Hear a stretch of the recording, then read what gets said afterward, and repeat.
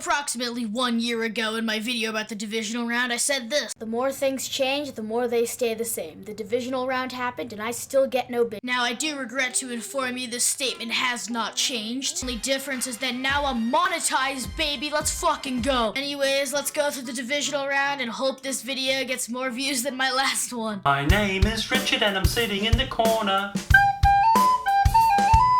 Storming into Baltimore and getting a win was a near impossible task for the Texans. They're basically outclassed in every single facet of play. There was literally no chance. They were actually able to tie the game up and people thought it might be close. The Ravens found out a genius strategy. It turns out the Texans defense isn't really that good at all. It also helps that Baltimore has some Alcatraz-ass defense. This was my play of the game, sponsored by Shell Corporation, dumping oil straight into the ocean. Look at this. The Ravens stood no chance against this guy. The Texans could have had the lead, but unfortunately the football decided to go on its own adventure. I am on a remote island on the edge of the Gulf of Alaska at the very top of the Pacific Ocean. Lamar Jackson this season has been completely unstoppable. The Texans defenders look like children. Look at this fucking O-line. They are not even close. Lamar Jackson could stand there for an extra 30 seconds and nothing would happen. That's a testament to how bad the Texans are or how good the Ravens are. By the time the fourth quarter came, it started to get out of hand for the Texans. There was kinda just nothing they could really do. Lamar ran it in for a touchdown and it was basically solidified at that point. The season was still a massive success for the Texans. Nobody had expectations. As for the Ravens, they get to go to the AFC Championship for the first time since 2012 and Lamar couldn't look more indifferent about it. They're the last line of defense against the Chiefs. This is a classic game between two teams who really hate going to the Super Bowl. You could fully convince me the teams playing are both 2-14 and are trying to play for the first overall pick. In the first quarter, the 49ers really couldn't do shit. By the way, I really have no idea why people think the tush push should be banned. The people who think the tush push should be banned are the same people that put Chipotle pork on their burrito. Brock Purdy during this play really had to decide which of his 12 Pro Bowl receivers he had to throw to on this play. This happened against the Cowboys too. How do they get so open? I have no clue. Obviously nothing came out of the Packers' drive and the 49ers field goal got blocked going into halftime. It happened again. I am fully convinced the 49ers are getting paid to lose this game. The funny thing is, the guy also tried to drop the pass too. Christian McCaffrey was sick of everybody else's shit and just decided that he would carry the entire team himself. Funny thing that I realized is actually I think the entire defense and special teams thought that this week was also a bye week because they did not show up at all. However, the Packers realized they might actually win this game, so the guy let go of the ball. Packers were actually somehow able to take the lead in this game. This play perfectly summarizes this game. I've never seen both teams try to lose harder. Brock Purdy was basically throwing the ball to the Packers defender and it still went straight through his arms. This Packers player threw a legendary alley-oop straight to the 49ers defender. And then he had another chance and he still almost fully messed it up. During this game, it really seemed like Christian McCaffrey was the only one on both of these teams actually trying. During this play, I think the 49ers defense realized that halftime ended, so they started to leave the locker room. If both of these teams capitalized on all their plays, the score would be like 70-60. The Packers are literally begging to lose. They are doing everything possible. 49ers were finally able to do literally anything this entire game. It's only fitting this game ended with a generationally terrible throw from Jordan Love with 2 timeouts and a minute left. Buccaneers played the 1957 NFL football champions, and the game initially looked like it'd just be a Buccaneers ass-kicking session. This game really just looked like Baker Mayfield was gonna get absolutely cooked by the mediocre Detroit Lions defense. Unfortunately, Jared Goff is not very good, but neither is the Buccaneers defender. We're lucky we get to witness this guy absolutely drill a 23-yard field goal. During the time of this game, Baker Mayfield actually has the same number of playoff wins as the Detroit Lions. Jared Goff finally was able to score a touchdown for the Lions. I don't got a whole lot to say about it, I just thought I should have some coherence in this video. The Buccaneers do the only good part of watching field goals, which is the iconic doink. Truly beautiful stuff. You know your defense is horrible when you let Baker Mayfield get 15 yards on an option route. Before halftime, Mike Evans was going absolutely off. It was kind of wild. By the way, everybody has to wish my dad a happy birthday in the comments. This might be the slowest play I've ever seen. This is kind of crazy. How could you not tackle this man? He's going at 2 miles per hour. Lions score again on a vintage go for it on 4th down by Dan Campbell. The Buccaneers somehow actually managed to tie the game up, which is kind of crazy. Jahmyr Gibbs was able to help the Lions get the game to 2 scores. Being the fearless leader that he is, Baker Mayfield was able to lead his team down the field. I mean, like, he was actually playing pretty well. He was throwing some absolute dots. They had a score with 4 minutes left, meaning they would probably get the ball back again. Then they did maybe the stupidest decision I've ever seen and went for two. They actually got the ball back, but eventually it was gonna come back to bite them in the ass that Baker Mayfield is their quarterback. If you want a deep analysis of this game, you can go watch the video that I made previously on this channel. But in this video, we're doing exclusively an analytical analysis of this game. So welcome to Yoshu's Sportsbook, where I only watched a solid third of the game and I had a fire-ass 20-wing combo from Wingstop while watching. Starting off, Josh Allen gets short on third down, so they have to kick a field goal. A very similar thing happens with the Chiefs, so they have to get a field goal too. Josh Allen managed to get the first touchdown of the game by running it in to make it 10-3. During this drive, the Bills defense had a detention or something, but unfortunately, once again, Mahomes couldn't capitalize, so they had to settle for a field goal. For the first time of the game, the Bills had to punt the ball after getting stopped. The Chiefs finally capitalized, with Travis Kelce getting absolutely wide open, and Josh Allen managed to respond before halftime. To start off the half, Travis Kelce and Patrick Mahomes marched down, and they were able to score a touchdown. Josh Allen managed to score for their last score of the game. Isaiah Pacheco, however, manages to get one more score before it ends. Then the Bills skiing quite possibly the goofiest fake punt I've ever seen. It goes atrociously. Towards the end of the game, the Bills started to stall out. Towards the end, things were not looking good for the Bills. They just couldn't get a whole lot going. They were able to actually get into the red zone, fortunately, to kick the tying field goal. Unfortunately for the Bills, Tyler Bass had some 80s nostalgia and decided to miss wide right too in the playoffs. Alright, I'm out this bitch.